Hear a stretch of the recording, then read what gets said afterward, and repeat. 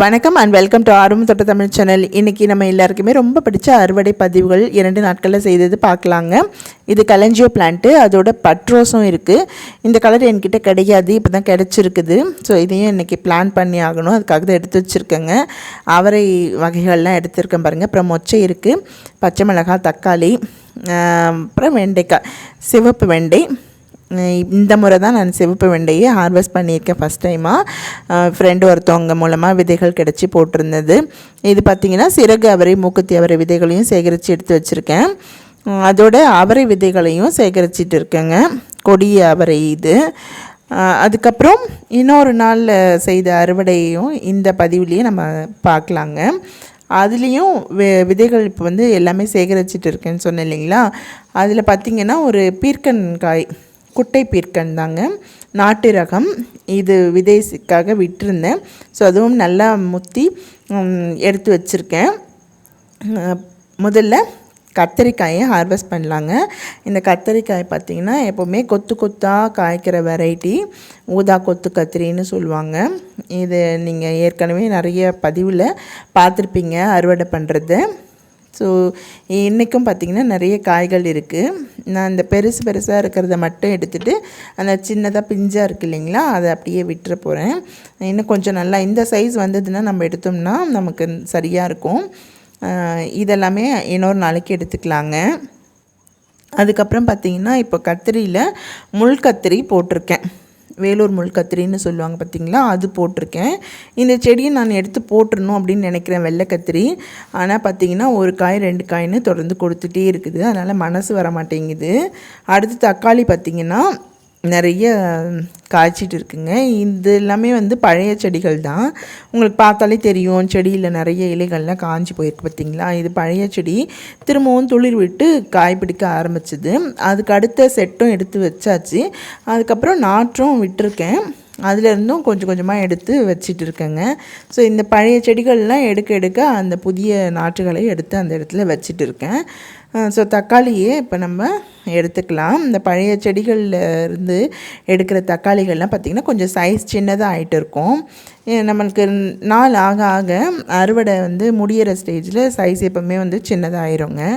ஆரம்பத்தில் ஃபஸ்ட்டு வைக்கிற காய்கள் எல்லாமே நல்லா பெருசாக இருக்கும். இதெல்லாம் பார்த்திங்கன்னா நல்லா பெரிய காயாக இருக்குது பாருங்கள். இதெல்லாமே கீரைகள்ங்க.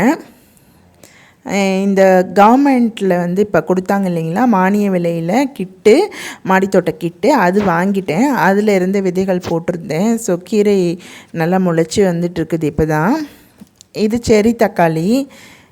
இதுவுமே வந்து ஏற்கனவே இருந்த செடிகள் எல்லாமே போயிடுச்சு. இன்னும் 2 செடிகள் இருக்குது. அதில் இருக்கிற கொஞ்சம் போல் செரி தக்காளியை பறிச்சிக்கலாங்க. எல்லோ கலரும் ரெட் கலரும் இருந்தது செரி தக்காளி.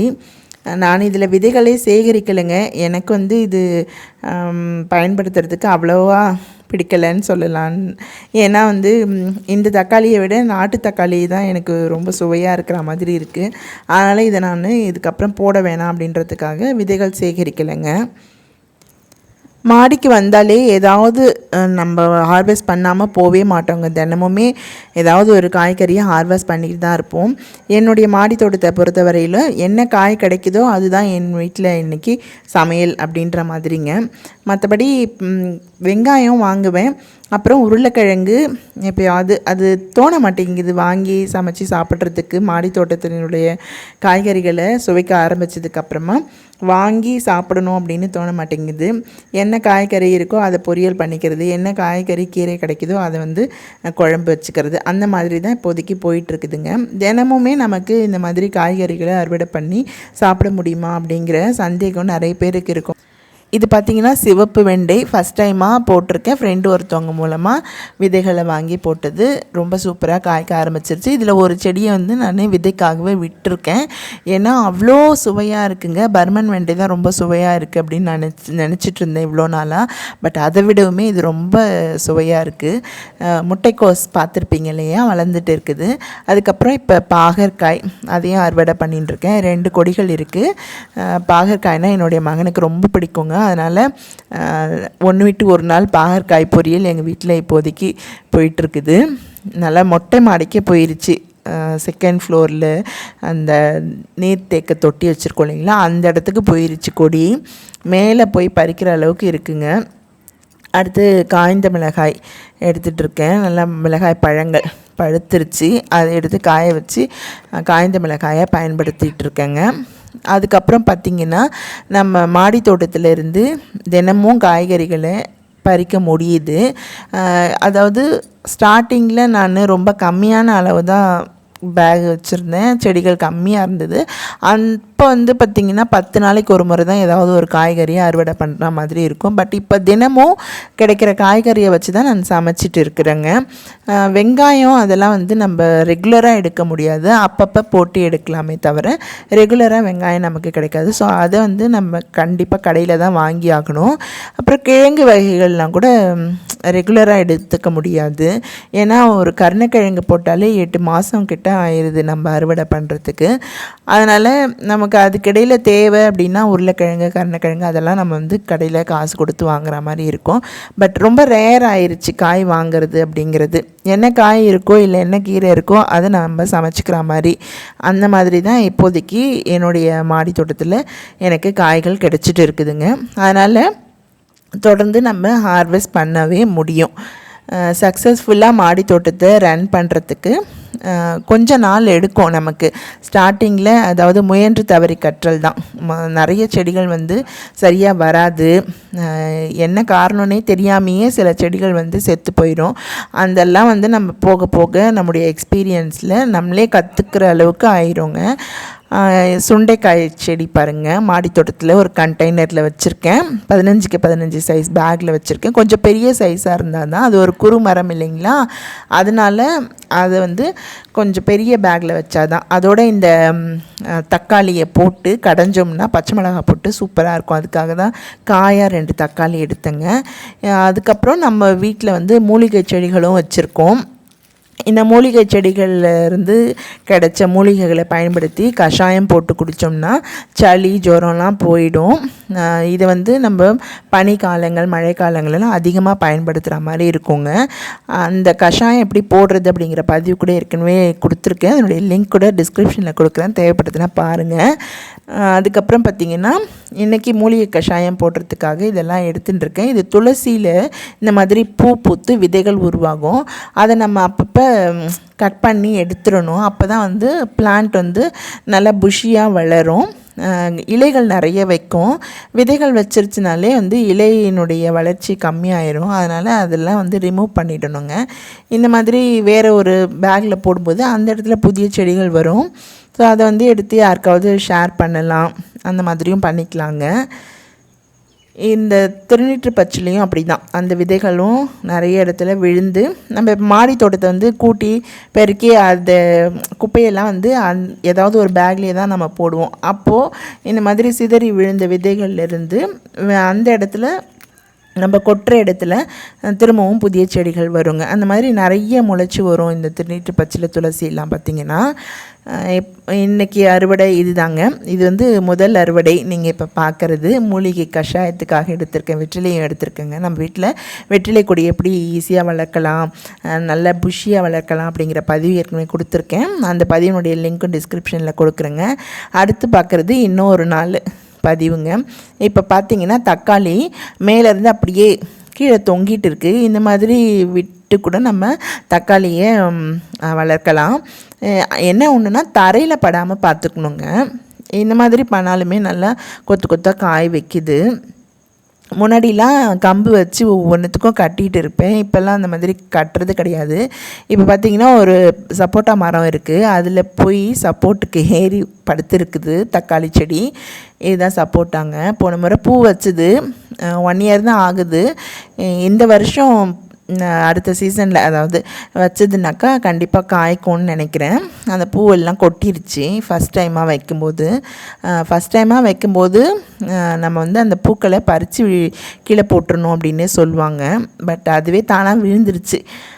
இது பார்த்திங்கன்னா கொடி தம்பட்டை இப்போ தான் காய் பிடிக்க ஆரம்பிச்சிருக்கு. பூ வச்சு செடி தம்பட்டை ஏற்கனவே நல்லா காய்ச்சிட்டு இருக்குதுங்க. இதில் பார்த்திங்கன்னா இப்போ தான் ரொம்ப லேட்டாக தான் பூ வச்சு காய் பிடிக்க ஆரம்பிச்சிருக்கு. இன்றைக்கி இதில் 2 காய் தான் இருந்தது. இதுக்கப்புறம் நிறைய காய்க்குங்க. ஸ்டார்டிங்கில் பார்த்திங்கன்னா ரொம்ப ஸ்லோவாக தான் இருக்கும் வளர்ச்சி கொடி தம்பட்டே. அதுக்கப்புறம் காய்க்க ஆரம்பிச்சிருச்சுன்னா நிறைய காய் வைக்க ஆரம்பிச்சிடும் அடுத்தடுத்துன்னு. இது எல்லாமே பழைய செடிகள்னு சொன்னேன் இல்லைங்களா ஏற்கனவே நான். அதனால் தக்காளி வந்து கம்மியாயிருச்சு, சைஸும் சின்னதாகிருச்சிங்க. இல்லைன்னா நல்லா பெருசாக இருக்கும். ஒவ்வொரு தக்காளியும் உள்ளங்கை அளவுக்கு நம்ம மூடினோம்னா பிடிக்கவே ரொம்ப கஷ்டமாக இருக்கும். அந்த அளவுக்கு நல்லா பெருசாக காய்க்கும். இது பார்த்திங்கன்னா ரொம்ப அழகாக இருக்குது பாருங்களேன். காகிதப்பூ 3 கலர் இருக்குது மொத்தம். ஒயிட்டு, நல்ல வாடாமல்லி கலர்னு சொல்லுவோம் பாருங்க, நல்ல ரோஸ் இந்த கலர் ஒன்று. அதுக்கப்புறம் ஒரு மாதிரி வைலட் கலருங்க, வைலட் கூட சொல்ல முடியாது, பர்பிளும் வைலட்டும் மிக்ஸ் ஆன ஒரு கலர் சூப்பராக இருக்கும். அது வந்து பூ நிறைய வைக்கலை, வைக்கும்போது நான் உங்களுக்கு அதை காட்டுறேன். இது டபுள் டிலைட் ரோஸு. ரோஸ் செடி வளர்ப்பு வீடியோஸ் நிறைய கொடுத்துருக்கேன். அதுக்கு உரங்கள் எப்படியெல்லாம் நம்ம தயாரித்து கொடுக்கலாம், நிறைய பூ பூக்கும் அப்படின்ற பதிவுகள்லாம் நிறைய கொடுத்துருக்கேங்க. ஸோ அந்த பதிவினுடைய லிங்க் எல்லாம் கூட நான் உங்களுக்கு டிஸ்கிரிப்ஷனில் கொடுக்குறேன், தேவைப்படுறவங்க பாருங்கள். பன்னீர் ரோஸை வந்து நல்லா ஹாட் ப்ரௌனிங் பண்ணி விட்டுருக்கேன் நான் இப்போது. ஸோ அதை எப்படி பண்ணுறது, அது பண்ண பிறகு நம்ம என்ன மாதிரியான உரங்கள் அதுக்கு கொடுத்து தளிர் வர வைக்கிறது அப்படிங்கிறதுக்கான வீடியோவும் நான் தொடர்ந்து கொடுக்குறேன். ஸோ இந்த மாதிரி பயனுள்ள வீடியோக்கள் மாடித்தோட்டம் பற்றி உங்களுக்கு கிடைக்கணும், தெரியணும் அப்படின்னு நினச்சிங்கன்னா மறக்காமல் என்னுடைய சேனலை சப்ஸ்கிரைப் பண்ணிக்கோங்க, இது வரைக்கும் சப்ஸ்கிரைப் பண்ணலைன்னா. அதோட வீடியோவை பார்த்துட்டு உங்களுக்கு இந்த வீடியோ பிடிச்சிருந்தது அப்படின்னா லைக் பண்ணுங்கள். யாருக்காவது இந்த வீடியோ தேவைப்பட்டது ஃப்ரெண்ட்ஸ் அண்ட் ரிலேட்டிவ்ஸ்க்குன்னா ஷேர் பண்ணி கொடுங்க. இந்த மாதிரி மொச்சை சிலதெல்லாம் காஞ்சி விதைக்காக எடுத்து வச்சுருக்கேன். இந்த மொச்சை வந்து ஃப்ரெஷ்ஷாக பறித்து நம்ம மாடித்தோட்டத்திலேருந்து எடுத்த உடனே பறித்து அதை அப்படியே குருமா அப்புறம் வந்து பொரியல் அந்த மாதிரி பண்ணும்போது ரொம்ப டேஸ்ட்டாக இருக்குங்க. நான் சொன்னேன் இல்லைங்களா, பாகற்கொடி நல்லா மொட்டை மாடிக்கு ஏறிடுச்சுன்னு. ஸோ மொட்டை மாடியில் போய் இதை நான் பறிச்சுட்டு இருக்கேங்க. நல்லா கீழே இருந்து மேலேயே ஏறி வந்துருச்சு. இந்த வருஷம்தாங்க முதல்ல பாகற்கொடி எங்களுக்கு நிறைய அறுவடையை கொடுத்துருக்கு. இது வரைக்கும் நான் நிறைய முறை விதைகள் போட்டிருக்கேன், முளைச்சி கூட வராது. முளைச்சி வந்தாலும் அப்படியே என்னன்னே தெரியாது, வளரவே வளராது. இந்த முறை நல்லா வளர்ந்து நிறைய காய்கள் தொடர்ந்து கொடுத்துட்டே இருக்குது. ஒன்றுட்டு ஒரு நாள் பாகக்காய் பொரியல் பண்ணிகிட்டே தான் இருக்கும். இதுதான் குட்டை பீர்க்கன்ங்க, விதைக்காக விட்டுருந்தேன். பீர்க்கன் விதைகளே காலி ஆயிடுச்சு, நிறைய பேருக்கு ஷேர் பண்ணிட்டேன், அதனால் விதைகளே இல்லைன்ட்டேன். அதனால் இந்த முறை விதைக்காக ஒரு காய் விட்டு எடுத்து வச்சுருக்கேன். ஸோ இந்த அறுவடையும் உங்களுக்கு கண்டிப்பாக பிடிச்சிருக்கும் அப்படின்னு நம்புகிறேன். ஸோ இன்றைக்கி 2 அறுவடை பதிவுகள் நம்ம பார்த்துருக்கோங்க. இந்த பதிவுகள் கண்டிப்பாக உங்களுக்கு பிடிச்சிருந்தால் மறக்காமல் லைக் பண்ணிவிடுங்க. மீண்டும் ஒரு பதிவில் உங்களை சந்திக்கிறேன். நன்றி, வணக்கம்.